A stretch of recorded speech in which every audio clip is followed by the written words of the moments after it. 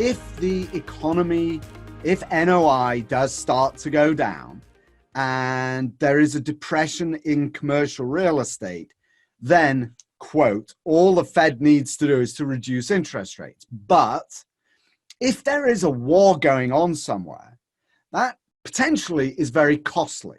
And so the government needs to spend to finance that. So there's this counterweight that the only way they can borrow to spend is actually to increase rates. So at the same time as needing to increase rates to attract more borrowing, right, to finance a war, there's pressure to reduce interest rates. So how does that balance, do you suppose, in a wartime scenario? Well, Adam, you bring up very good points, and I think again, what you and I are grappling with in this conversation is how do we define war? And I think the way you've just defined war is really in some respects a major conventional engagement that at least historically has been associated with a major demand shift that relates to output of goods and equipment and services and all the rest related to that war.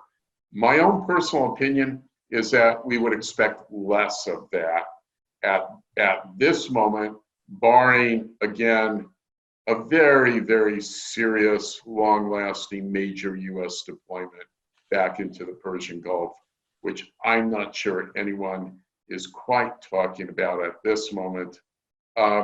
Chances are they can hurt us in an unconventional way through either conventional terrorism or cyber terrorism, at the same way that we can hurt them, really with a lot of our already existing capacity on the table.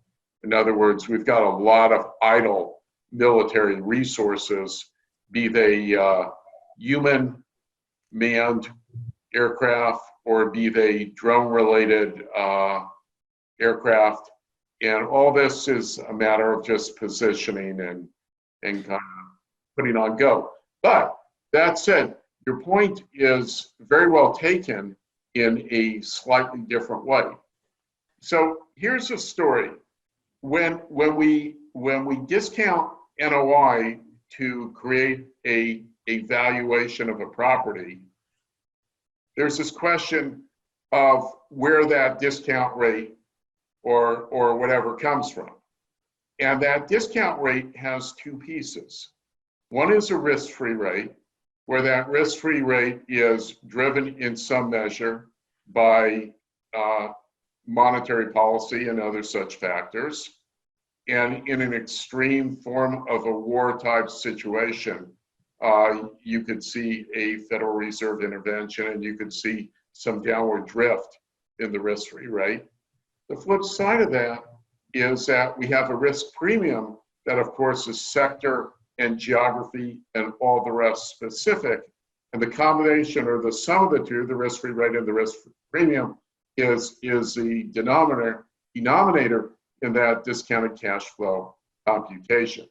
Now, at the same time, and for the same reasons that we would see a decline in the risk-free rate, we would also see an upward adjustment in the risk premium because of uncertainty and volatility and all the rest that could be embedded in the risk premium. Mm-hmm. So it's possible that we could see effects of conflict in interest rates in different places for different reasons. And so, for example, give me some examples about that. What would that look like, actually? What would that look like? What that would look like would be a situation. This is, again, an extreme situation. This is a situation where a monetary authority decides to take action because of granular, substantive information, economic indicators, economic tea leaves that show a real slowing in economic activity. In this case, the monetary authority eases and risk-free rates fall. The decline in risk-free rates, all things equal, or ceteris paribus, as we say in economics, should serve to boost property values because the decline in the risk-free rate should translate into a decline in the cap rate, all things equal. But there's a footnote, there's a caveat. And the footnote is at the same time that the risk-free rate could be compressed, you could see an increased risk premium. And it's the combination of the two that form the discount rate or form the cap rate. And so this increment in the risk premium could offset the decline in risk-free rate so as to leave discount rates or cap rates constant. In other words, the commercial property sector would receive less or more of a de minimis boost from the easing of monetary policy than might be expected.